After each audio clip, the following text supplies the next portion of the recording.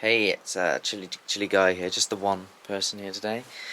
In the last video, sort of left off just at the end of summer. Now it's sort of October, and I've started bringing some of them in. It's very bright today, so getting glare. I apologise for that. I'm not too sure what this one is, but it's actually still growing quite well. Here's a cutting that I'm attempting from a Maruda Scorpion. This is just an old pot which fits over the top, and it's in water. It's quite hot in there today, so hopefully it won't wilt too much. Today's got quite direct sunlight. I'll bring it back slightly actually. This is to try and keep the humidity up, and hopefully it evaporates, and then the water goes up here and it goes back down again. It sort of stays in the same thing. It's a little grow light. It's a little blue one for growth on seedlings usually, but I'm going to put it in here. Here's another plant which didn't really take off this year, and I've decided just to leave it in here for now. The roots are starting to come out the bottom, so it's quite. Hopefully it won't get too pot bound, and hopefully it won't it will be okay if it gets pot bound. This is a cutting of the tomato plant from outside. There's another grow light here, which is a red and blue LED. And we're just going to go outside and show you the bigger plants, and I'll get back to you in a minute. Okay, here's that massive tomato plant which has actually started growing some tomatoes, nearly nowhere near as much as last year, as I said in the last video. I sort of joked about how many there were last year. They seem to have actually grown quite a fair bit since the last video. Still no. Well, there's one over there. Using the standard method of paintbrushing. You can look up other videos on YouTube on how to do it yourself. I would say one thing: there's not been any aphids this year, probably due to the weather. But now it's quite a nice day, and no issues on the leaves. The edema seems to have completely gone from the original issue that I once had. So I am going to say that it's to do with there not being enough air circulation, which is why I've got the window open upstairs on these other plants. This one was the other one which was in there, which I've repotted out. Well, I thought it was getting quite cold, and just in case it gets too cold, I thought I'd try and get one plant in. I have done some cutting for it, a bit of pruning and what have you. So it's not going to be as big as the other one. Some of the leaves just falling off naturally by themselves. This one has got one pepper on it. I keep moving it about where there's light. Try and keep it in light all the time. But it seems that the one outside is actually growing more, whereas the one I've taken out, I don't know if I've shocked it or not by pulling that out. It took quite a lot of effort to get out of this thing.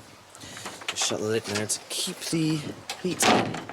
And I'm just going to quickly go inside and show you what grow light I've been using to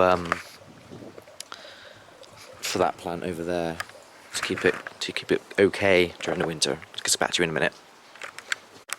Okay, sometimes at the night or during the when it's not nice and sunny, I'm using this grow light here. I think it's like a UFO style grow light. You can get them on the internet, and I'll give you a link later on. I'll talk to you about that in a minute. It's a very, very, very strong light. I mean, it's lighting up the room basically with red and blue. I've created this sort of Bob's Job tin foil bit of cardboard thing. So I place the plant like there and place that there, so it sort of bounces back off onto the plant and doesn't go around the room as much. But this is very efficient. It's got 3 fans on it. It's 90 watts compared to the other ones, which are about 1 watt and 3 watt, I think the other two are, but it seems to be doing okay at the moment. I'll let you know if it works. Well, you'd know if it works or not if the plant dies, but yeah, I'm just going to go back upstairs and I'm going to show you some more information about these types of lights and other things that you might be able to get hold of. Okay, hello. Now, some people are probably wondering, like, I've got, obviously, there's another video on the essentials where I've obviously bought quite a lot of growing equipment, and then there's grow lights, and then there's hydroponic systems and stuff like that. Now, we've tried making our own hydroponic systems and got like a few lights and stuff, but there are places where you can find them online. Now, I've been looking about on Amazon recently, and if you're in the USA, there's quite a lot actually in the USA compared to the UK. I'm also trying to find some good stuff in the UK, but I've created a website which you can access called, and I'll also put a little link to it on the description below. That's the UK one. Not much on there at the moment because it's still being made. The one with the most on is the American one, which is hydropeppergrowing.com. You just basically click on see products, and you get all these sort of systems. There's grow lights, for example. Now, they're not cheap. If you go for the cheaper ones, they're not going to last that long. There's some basic ones in here. These are proper big time system ones, and they've got LED range in here as well. There you go, there's the one I've currently got. As you can see, in American it's $120, but it's come down from $229, so that's quite a significant amount. You just click buy now basically, and then it will take you straight to Amazon if you're in the USA. And obviously if you go on the UK page, you'll be able to see what I'm finding on there, but there's not a lot at the moment. I'm going to try and find some more, but hopefully that's helpful.